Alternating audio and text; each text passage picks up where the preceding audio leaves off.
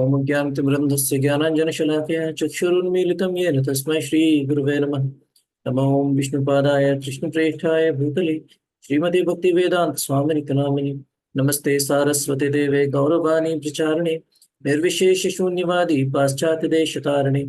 जय श्री कृष्ण चैतन्य प्रभु नित्यानंद श्री अद्वैत गदाधर श्रीवासादि गौर भक्तवृंद। मूकं करोति वाचालं पङ्गुं लङ्घयते गिरिं यत्कृपातमहं वन्दे श्रीगुरुदीनतारिणं परमानन्दमाधवं श्रीचैतन्यमीश्वरम्। हरे कृष्णा। तो आज हम एक ऐसे टॉपिक पर चर्चा करने वाले हैं जो एक आधार है हमारी भक्ति का। हम भक्ति में बहुत कुछ करते हैं लेकिन हमें रिजल्ट्स नहीं मिलते, क्योंकि कहीं ना कहीं हम भक्ति की जगह भक्ति की परछाई के पीछे भाग रहे होते हैं। Bhagavad Gita 15th chapter 1st verse में कृष्णा बोलते हैं, ऊर्ध्व मूलम अधो शाखा। एक ऐसा पेड़ है जिसकी शाखाएं नीचे हैं और उसकी जड़ ऊपर है। तो परपोर्ट में प्रभुपाद भी लिखते हैं कि ऐसा पेड़ हमें कहाँ देखने के लिए मिलता है? जब हम किसी लेक के पास कोई पेड़ होता है तो उसका जो रिफ्लेक्शन आता है पानी में, उसकी जो परछाई होती है वो पेड़ उल्टा दिखाई देता है। तो ये जो संसार है ये भी ऐसा ही है, स्पिरिचुअल वर्ल्ड का रिफ्लेक्शन है। सेम रिलेशनशिप सब कुछ यहाँ पर वैसा ही है, लेकिन जिस तरह एक तालाब में पेड़ की परछाई पर जो फल लगे हैं हम उनको खा नहीं सकते, उसी तरह इस मटेरियल वर्ल्ड के अंदर हम एंजॉय नहीं कर सकते, हम खुश नहीं रह सकते, क्योंकि ये सत्य नहीं है। उसी तरह जब हम भक्ति की प्रैक्टिसेस करते हैं, हरि नाम ले रहे हैं, जप कर रहे हैं, सेवा कर रहे हैं, डेटी वर्शिप कर रहे हैं, सब कुछ कर रहे हैं, तो हमें अपने आप से पूछना चाहिए कि क्या ये जो मेरी प्रैक्टिसेस हैं ये सत्य है या एक परछाई है? दिखने में तो सत्य जैसा ही दिखता है, कहीं कुछ गड़बड़ तो नहीं है। तो वो हम कैसे पता लगा सकते हैं कि हम जो भक्ति लता जो है, भक्ति का जो पेड़ है या लता है, वो लता के पीछे भाग रहे हैं या उस लता की परछाई के पीछे भाग रहे हैं जो बिल्कुल भक्ति लता जैसी ही दिखती है। एक दूसरा कंपैरिजन आता है कि भक्ति लता या फिर वीड्स, जो वीड्स ग्रो होती है वो भी हम कंपेयर करते हैं कई बार। तो जिस तरह जब हम जॉब में होते हैं तो जॉब में सबसे पहले जब जॉब के लिए अप्लाई करते हैं तो जॉब डिस्क्रिप्शन दिया जाता है। तो जब तक आपको पता नहीं है कि आपको काम क्या करना है, आप अपने बॉस को कभी सेटिस्फाई नहीं कर सकते। आपको पता होना चाहिए कि बॉस को आपसे चाहिए क्या। उसी तरह अगर एक पत्नी अपने पति को खुश करना चाहती है तो वो किस तरह खुश कर सकती है? क्या वो ये कहकर खुश कर सकती है कि जो मैंने बनाया है वही खा लो, या फिर आपको क्या खाना है मैं क्या बनाऊं? कुकिंग से हस्बैंड को खुश नहीं कर सकते। हस्बैंड को जो चाहिए वो कुक किया है, या जो आपने कुक किया है वो आप हस्बैंड को खिलाना चाहते हैं। इसमें जमीन आसमान का फर्क है। हमें वो करना है जो कृष्ण हमसे चाहते हैं, न कि जो हमने कर दिया कृष्ण को उससे खुश होना चाहिए। मैंने कर दिया अब आप खुश हो जाओ। इसके अंदर जमीन आसमान का फर्क है। ये परछाई ये एक तरह से परछाई है। तो ऐसा जब हम करते हैं, आज के लेक्चर का टॉपिक है, are we doing bhakti to please Krishna और we want Krishna to be pleased because we are doing bhakti. तो जब ऐसा हमारा सोच हो जाता है तो उसके काफी कॉन्सिक्वेंसेस होते हैं कि मैं भक्ति कर रहा हूं तो कृष्ण को प्रसन्न होना चाहिए, कर दिया ना मैंने। सबसे पहला प्राइड आती है, क्यों? मुझे लगता है मैंने कृष्ण पे कुछ एहसान कर दिया है। लेकिन सच क्या है? सच ये नहीं है कि मैंने कृष्ण को कुछ दिया है, जो मैं सेवा कर रहा हूं मैं कृष्ण को कुछ दे रहा हूं। सच ये है कि कृष्ण हमें सेवा का अवसर दे रहे हैं, और वही हम मांगते हैं जब में कि मुझे अपनी सेवा में लगाइए। हे भगवान, हरे कृष्णा कृष्णा कृष्णा हरे हरे, हे कृष्णा, हे राधा रानी, मुझे अपनी सेवा में लगाइए। हम वो अवसर मांग रहे हैं, तो कृष्ण हम पर कृपा कर रहे हैं हमें सेवा देकर। हम सेवा करके कृष्ण पर कोई एहसान नहीं कर रहे। दुर्योधन ने कृष्ण को 56 भोग के लिए बुलाया पर कृष्ण नहीं गए, क्योंकि दुर्योधन की क्या मेंटालिटी थी कि मैं कृष्ण के लिए कुछ कर रहा हूं और बदले में मैं कृष्ण से कुछ बेनिफिट मांगूंगा, कृष्ण से मांगूंगा कि आप मेरे लिए लड़ो महाभारत के युद्ध में। अगर एक पत्नी पति को बोले मैंने खाना बना दिया, अब खुश। पति पत्नी को बोले मैं तुम्हें शॉपिंग मॉल में ले आया शॉपिंग करने के लिए, अब खुश। तो क्या वो खुश होंगे? दिखाना नहीं है, एहसान नहीं जताना। हमें इस तरह सेवा करनी है कि हाँ, मैं तुम्हें लेकर आया हूं, मैंने तुम्हारे लिए ऐसा किया है और ऐसा करने में मैं भी प्रसन्न हूं। तब सामने वाला व्यक्ति प्रसन्न होता है। आनंद वृंदावन प्रभु कई बार प्राइड के ऊपर लेक्चर देते हैं और बोलते हैं कि जब प्राइड आती है ना भक्ति के अंदर, स्पेशली 192 राउंड्स के बाद, तो वो ऐसा है कि 5 किलो खीर के अंदर आपने 5 ग्राम मिट्टी डाल दिया, सैंड डाल दिया, तो उससे सारा टेस्ट चला जाता है।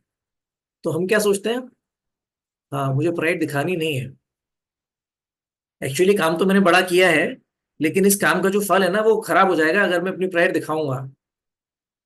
तो अपनी प्राइड दिखाता नहीं हूँ, अंदर ही अंदर रखता हूँ। लेकिन अंदर से बड़ा प्राइड आता है कि काम तो एक्चुअली मैंने बहुत बड़ा किया है, 192 राउंड किया है, पर प्राइड दिखानी नहीं है। लेकिन हमें ये समझना चाहिए कि प्राइड दिखाने या नहीं दिखाने का सवाल नहीं है। एक्चुअली मैंने कुछ बड़ा काम नहीं किया। कृष्ण को मुझसे क्या चाहिए? मैंने क्या कृष्ण पे एहसान किया है 182 राउंड कर दिया? तो कृष्ण को क्या चाहिए? कृष्ण तो अपने आप में परिपूर्ण है, उनको कुछ नहीं चाहिए।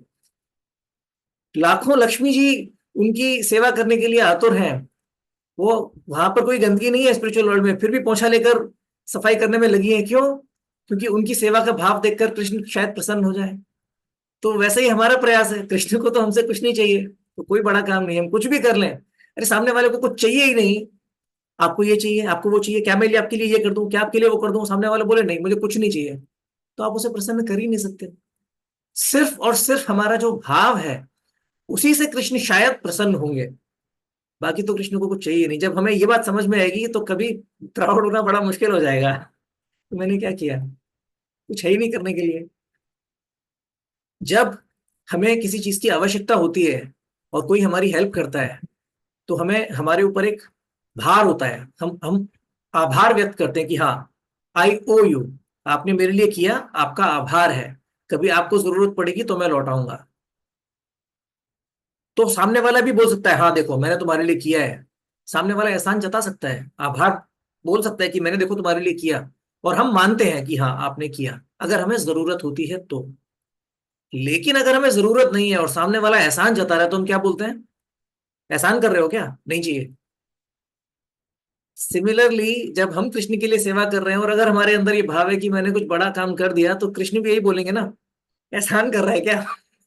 भक्ति कर रहा है, जपा कर रहा है, तो एहसान कर रहा है क्या मेरे ऊपर? मुझे कुछ नहीं चाहिए तुमसे, बंद कर दो, रहने दो, मत करो, एहसान मत जताओ भक्ति का। लेकिन अगर हमें ये बात समझ में आ गई कि कृष्ण के पास सब कुछ है, फिर भी हमें किसी ना किसी तरह कृष्ण का संग करना है, किसी ना किसी तरह कृष्ण से जुड़ना है। क्यों? क्योंकि कृष्ण के बारे में हमने सुना है, जैसे रुक्मिणी ने सुना था कि अरे कृष्ण तो बहुत महान है, मुझे कृष्ण ही अपने पति की तरह चाहिए। तो जब वो सोच आएगी कि बस मुझे किसी तरह कृष्ण चाहिए, किसी तरह सेवा करनी है, और सेवा मिलेगी, तो मैं कृष्ण पे एहसान नहीं कर रहा, कृष्ण मुझ पे एहसान करेंगे। रुक्मिणी की ये सोच नहीं थी कि अगर मेरा कृष्ण से विवाह हो जाएगा तो कृष्णा फॉर्चुनेट हो जाएंगे, मेरे जैसी लड़की कहाँ मिलने वाली है। ऐसी उनकी सोच नहीं थी। उनकी सोच थी कि अगर मेरा कृष्ण से विवाह होता है तो मैं कितनी फॉर्चुनेट हो जाऊंगी, और मुझे फॉर्चुनेट बनना है। और वो कौन बोल रहा है कि मैं फॉर्चुनेट हो जाऊंगी? गॉडेस ऑफ फॉर्च्यून, कि मुझे कृष्ण मिलेंगे तो मेरा भाग्य है। गॉडेस ऑफ फॉर्च्यून किसी को मिलेगी तो उसका भाग्य है ना, लेकिन वो बोल रही है कृष्ण मुझे मिलेंगे तो मेरा भाग्य है। और हम क्या बोलते हैं, कृष्ण का भाग्य है, मैं जब कर रहा हूं। ऐसा बोलते नहीं है, लेकिन अंदर ही अंदर बिना हमारे समझे ऐसे भाव होते हैं। तो एक बार अभी आनंद रतन प्रभु ने जो हमको डिवाइस दिया है रूपा लेक्चर्स का, उसमें लेक्चर 49 में 2.9 भगवत गीता, 15 अगस्त को 1973 में लंदन में प्रभुपाद ने लेक्चर दिया था। तो उसके अंदर मैं सुन रहा था कल, तो तो प्रभुपाद बोलते हैं, रूप गोस्वामी और Sanatan Goswami, they decided to retire and join Lord Chaitanya Mahaprabhu to help him, to serve him, not to help him.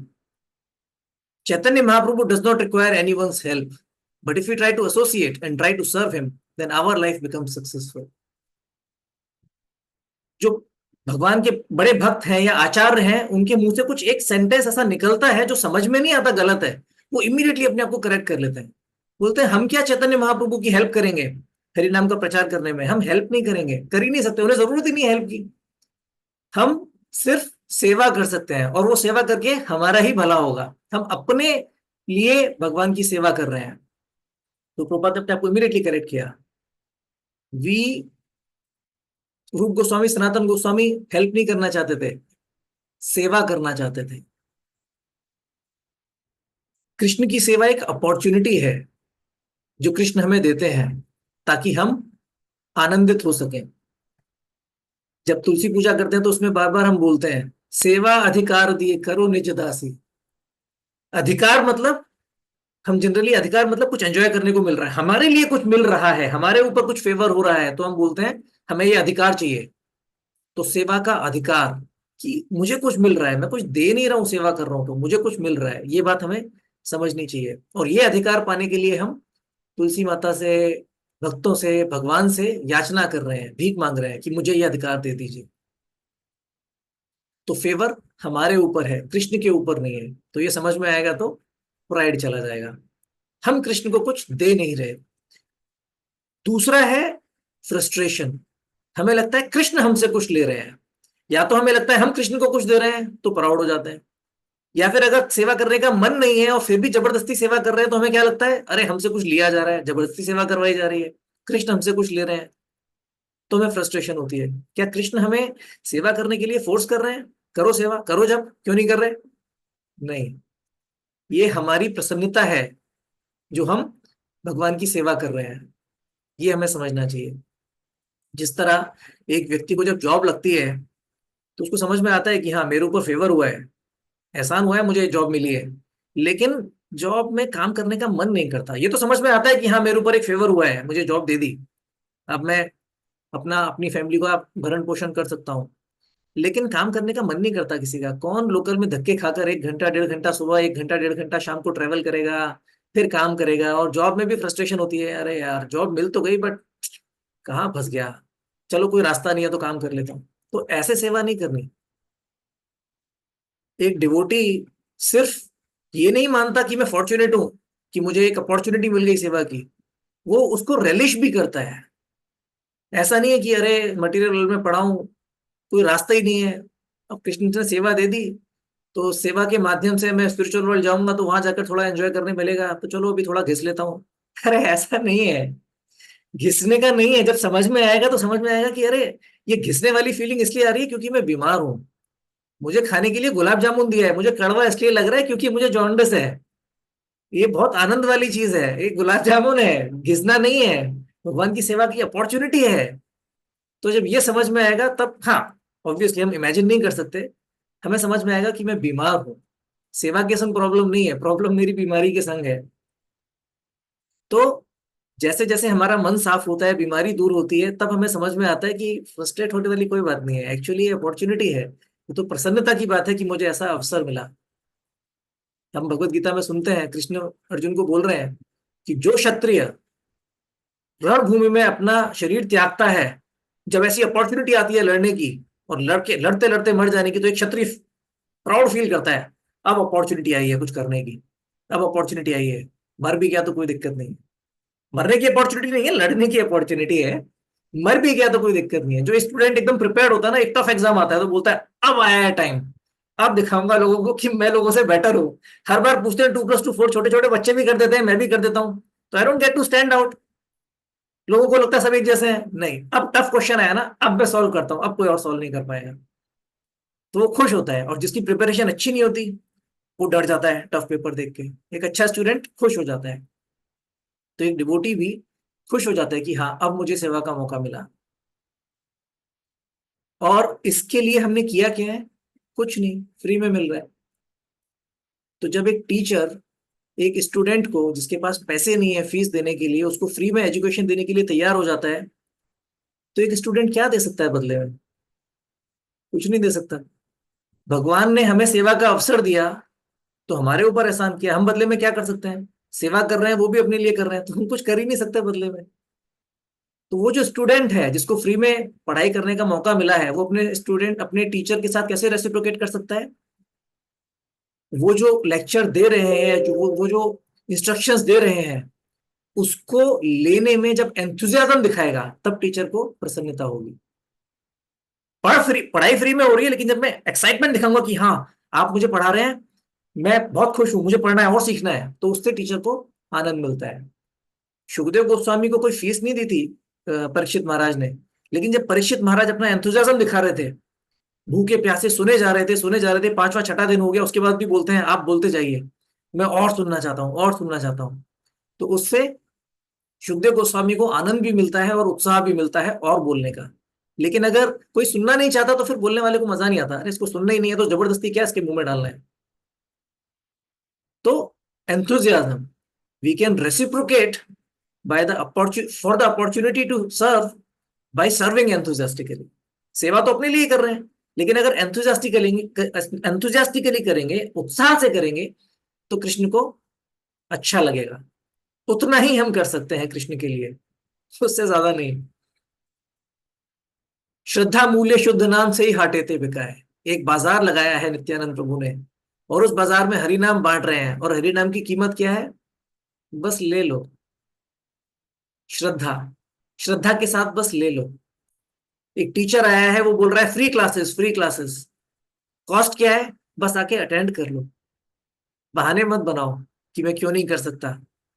ये मत सोचो कि देखो मैं क्लास कर रहा हूं, तुम्हारी फ्री क्लास है, एहसान कर रहा हूं तुम पर, ये सब मत करो। बस आके खुशी से, एंथुजियाज्म से, उत्साह के संग अटेंड कर लो। तो वैसे ही एक हाट लगाया है, एक बाजार लगाया है नित्यानंद प्रभु ने, फ्री है, पर क्या हम फ्री लेने के लिए तैयार हैं? तो रेसिप्रोकेट करने के लिए चाहिए एंथुजियाज्म, बट एंथुजियाज्म कहाँ से आएगा? हमारा तो स्ट्रगल रहता है, 16 माला का राड़ा है, कैसे होगा कैसे होगा, एक एक माला करना भारी पड़ता है, सेवा कुछ मिलती है भारी पड़ती है। तो एंथुजियाज्म कहाँ से आएगा? स्ट्रगल कर रहे हैं हम। तो हमें सोचना पड़ेगा, जो हम स्ट्रगल कर रहे हैं वो क्यों कर रहे हैं? भगवान को पाने के लिए या भगवान से पीछा छुड़ाने के लिए? 16 माला तो कर ली, 16 माला का नियम तो ले लिया, और एक टैग लग गया, मैं एक दीक्षित भक्त हूं या दीक्षा लेना चाहता हूं, और अब मैंने वचन दिया है कि मैं 16 माला करूंगा। अब मैं वचन पूरा नहीं करूंगा तो लोग बोलेंगे अरे यार, कैसा वचन देते हो तुम, तो अपनी बात पर टिक नहीं रहे तुम, कैसे कैसे, तुम तो मनुष्य कहलाने के लायक नहीं हो। तो अब मैंने अपनी जो इमेज है उसको 16 माला से जोड़ लिया है। अब मेरे पास दो रास्ते हैं, 16 माला तो करनी है, इमेज का सवाल है। तो या तो 16 माला कृष्ण की प्रसन्नता के लिए करूं, या अपनी इमेज के लिए करूं। अपनी इमेज के लिए करूंगा तो स्ट्रगल करूंगा, कब खत्म होगी, कब खत्म होगी, ये फंस गया मैं 16 माला का वचन देकर। वचन तो दे दिया मैंने, पूरा तो करना पड़ेगा, लेकिन कब खत्म होगा, कब मैं आजाद होऊंगा, कब 2 घंटे पूरे होंगे, कब मेरी 16वीं माला पूरी होगी, कब आखिरी काउंटर बीट नीचे खींचूंगा, और कब मैं चैन की सांस लूंगा, छुटकारा मुझे मिलेगा। ये एक सोच है। दूसरी सोच है, मुझे गुरु ने दीक्षा दी है, गुरु की इसके अंदर पोटेंसी है, जो मैं हरि का नाम ले रहा हूं, अब मेरे ऊपर है। गुरु ने मुझे एक दरवाजा खोल के दिया है कि जाओ कृष्ण की सेवा करो, प्रसन्न करो कृष्ण को अपनी सेवा से। तो ये सेवा मुझे मिली है, ये एक अपॉर्चुनिटी है। क्या मैं कृष्ण को प्रसन्न कर पाऊंगा? क्या मैं हरिनाम इतनी उत्सुकता से और इतने उससे ले पाऊंगा कि कृष्ण मुझे देखकर बोले अरे यार, ये बहुत उत्सुक है, इसके पास जाता है। तो क्या मैं कृष्ण को इनवाइट कर पाऊंगा कि Krishna Krishna please come, please come, please come? Guru Maharaj के दर्शन तो हो गए सामने, क्या मैं गुरु महाराज के सामने वो एक्साइटमेंट दिखा पाऊंगा, महाराज प्लीज, महाराज प्लीज मेरे घर पर आइए प्रसाद देने के लिए, महाराज प्लीज मेरे घर पर आइए? तो महाराज मुझे देखेंगे अरे ये बड़ा उत्सुक है, चलो उसके घर पे चलते हैं। तो इस तरह गुरु ने हमें एक अपॉर्चुनिटी दी है, और मुझे उस अपॉर्चुनिटी को यूज करके एक एक हरि नाम में भगवान से ये याचना करनी है कि भगवान आप किधर हैं, अपने आप को प्लीज रिवील करिए, अपने आप को दर्शाइए, मैं आपके दर्शन लेने के लिए उत्सुक हूँ। अगर हम भगवान के दर्शन लेने के लिए उत्सुक ही नहीं है, तो कृष्णा की क्या गरज है जो हमारे सामने आकर दर्शन देंगे खाली बैठे? तो हमें वो एक्साइटमेंट, वो ईगरनेस दिखानी है। लौल्यम, हाँ मुझे लालच है, मैं आपको देखना चाहता हूँ, आपको पाना चाहता हूँ, आपकी सेवा करना चाहता हूँ, तब भगवान हमको देंगे। तो स्ट्रगल है, स्ट्रगल भगवान से पीछा छुड़ाने की है या भगवान को पाने की है, वो हमें डिसाइड करना है। अगर भगवान से पीछा छुड़ाने की स्ट्रगल है तो भगवान बोलेंगे जाओ, वो थॉट्स आएंगे इधर उधर के, माइंड डिस्ट्रैक्ट होगा, क्यों, पीछा छूट गया ना। अब तुम भूल गए, जाओ, भूल जाओ कि तुम जब कर रहे हो, माला अपने आप चलती रहेगी, काउंटर बीट अपने आप नीचे खिसकती रहेगी।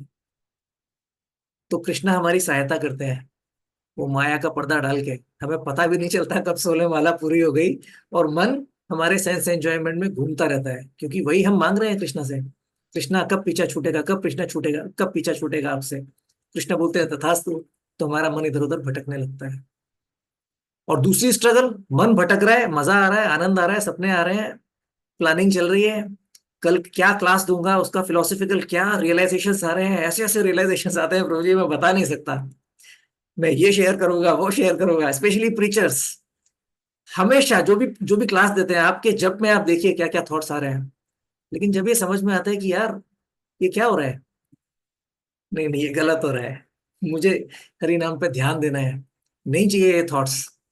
अगर कृष्ण को ये थॉट्स देने हैं, कृष्ण को मुझे एक इंस्ट्रूमेंट की तरह यूज करना है, तो कल देंगे ना जब मुझे क्लास देनी है, अभी नहीं चाहिए मुझे कुछ, अभी मुझे सिर्फ कृष्ण नाम पे ध्यान देना है। जब ऐसी सोच आएगी ना, तब मन इधर उधर भागने का शायद थोड़ा कम होगा। तो स्ट्रगल तो एंडलेस है, अगर हम अपने राउंड खत्म करने के लिए स्ट्रगल कर रहे हैं, तो ये स्ट्रगल एंडलेस है, क्योंकि हमने वचन दिया है राउंड तो मैं रोज करूंगा। तो ये स्ट्रगल रोज होगी, कब पीछे छूटेगा, कब 16 माला होंगी। फिर दूसरा दिन आएगा, कब पीछे छूटेगा, कब 16 माला होंगी। तो ये स्ट्रगल सिर्फ तभी खत्म होगी जब हम चैंटिंग छोड़ देंगे और भक्ति छोड़ देंगे। अदरवाइज ये स्ट्रगल एंडलेस है और बहुत फ्रस्ट्रेटिंग है। लेकिन अगर हम ये स्ट्रगल करेंगे कि भगवान कब मैं आपसे जुड़ पाऊंगा, कब आपकी सेवा कर पाऊंगा, तो ये स्ट्रगल शायद पूरी हो सकती है। ये स्ट्रगल में कृष्ण कृपा करके हमें शायद मिल जाएंगे। लेकिन कृष्ण से पीछा छुड़ाने की स्ट्रगल है, तो वो स्ट्रगल कभी नहीं पूरी होने वाली। और ये जो स्ट्रगल है जिसमें हम कृष्ण को पाने का प्रयास कर रहे हैं, ये स्ट्रगल फ्रस्ट्रेटिंग नहीं होती। जिस चीज को करने के अंदर आपको एंथुजियाज्म है, वो जो मेहनत होती है ना, वो फ्रस्ट्रेटिंग नहीं होती। अगर क्रिकेट खेल रहे हैं आप, और आपको स्कोर बनाना है, बैट्समैन बड़ी मेहनत कर रहा है चेस करने का कि मुझे जीतना है, इतने रन बनाने हैं, तो वो स्ट्रगल है, लेकिन वो स्ट्रगल फ्रस्ट्रेटिंग नहीं होती। करने वाले के लिए, करने वाले को भी आनंद आता है, देखने वाले को भी आनंद आता है, हाँ मार छक्का, मार चौका, भाग, रन ले। तो उसी तरह जब भक्ति में हम भगवान को पाने का प्रयास करते हैं, तो वो स्ट्रगल फ्रस्ट्रेटिंग नहीं होती। लेकिन जब पीछा छुड़ाने का प्रयास करते हैं, तो बहुत फ्रस्ट्रेटिंग हो जाता है जब, और कृष्ण को भी आनंद नहीं आता और हमको भी आनंद नहीं आता। हम जब कर क्यों रहे हैं, खत्म करने के लिए। मतलब सोचे कि मैं 16 माला कर रहा हूं ताकि बस खत्म हो जाए, ताकि बस पीछा छूट जाए, तो ध्यान से सोचेंगे तो पागलपन जैसा लगेगा, अरे ये कर क्या रहा हूं, सिर्फ इसलिए कर रहा हूं कि निपट जाए, क्या मिलेगा करके। कृष्णा और कृष्ण के भक्तों की सेवा जब हम नहीं कर पाते क्योंकि हमारी हेल्थ अच्छी नहीं है, तो कई बार हमें थोड़ी फ्रस्ट्रेशन होती है कि अरे ये सेवा मुझे क्यों दी गई है, मेरी हेल्थ अच्छी नहीं है, थोड़ा डिस्टरबेंस होता है। तो हमें ये नहीं सोचना चाहिए कि ये सेवा मुझे क्यों दी गई है, ये सोचना चाहिए कि मैं सेवा कर क्यों नहीं पा रहा हूँ, मैं कितना लिमिटेड हूँ, मैं कहाँ इस शरीर में फंसा हूँ, इस शरीर के अंदर कोई कैपेसिटी नहीं है भगवान की सेवा करने की। ऐसा होना चाहिए कि जब हमारे सामने बहुत सारी मिठाइयाँ आ जाएं और हम खा नहीं पाए, तो कैसा लगता है, अरे यार क्या क्या खाऊं, ये भी है, ये भी है, ये भी है। उसी तरह हमको एक्साइटमेंट होना चाहिए, अरे ये भी सेवा है, ये भी सेवा है, ये भी सेवा है, अरे मैं कर नहीं पा रहा, नींद आ रही है, अभी सोना पड़ेगा, अफसोस।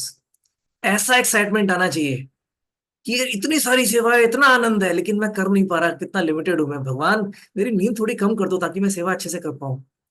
भगवान कुछ बाकी चीजें एडजस्ट कर दो इधर उधर, ताकि मैं बाकी जो मेरी रिस्पॉन्सिबिलिटीज है ना, वो कम से कम में निकल जाए, बाकी मैं सेवा अच्छे से कर पाऊं, मैं नाम ले पाऊं अच्छे से। तो जब वो फीलिंग आएगी तो बड़ा एक्साइटमेंट आएगा। लेकिन वो फीलिंग तो आती नहीं है, डिस्टर्ब हो जाते हैं, इतना सारा माला करना पड़ रहा है, सैटरडे संडे 32 माला, कैसे होगा, इतनी सेवा करनी पड़ रही है, कैसे होगा। तो डिस्टरबेंस तो होता है, क्यों, क्योंकि मन बीमार है हमारा। तो ये समझना चाहिए कि प्रॉब्लम हमारे मन के साथ है, और उसके ही शुद्धिकरण के लिए हम जप कर रहे हैं। तो जब शुद्ध हो जाएगा तब आनंद आएगा, सेम सेवा में आनंद आएगा। आनंद ये नहीं है कि सेवा से छूट जाएंगे और स्पिरिचुअल वर्ल्ड में जाके एंजॉय करेंगे। आनंद ये है कि यही सेवा करेंगे और इसमें आनंद आएगा। अभी हम बीमार हैं, गुलाब जामुन कड़वा लग रहा है, ऐसा नहीं है कि गुलाब जामुन की जगह कुछ और मिलेगा। ये सेम गुलाब जामुन मीठा लगने लगेगा जब बीमारी दूर हो जाएगी। तो ये सेम सेवा, सेम जप अच्छी लगने लगेगी। तो प्रॉब्लम हमारी बीमारी के साथ है।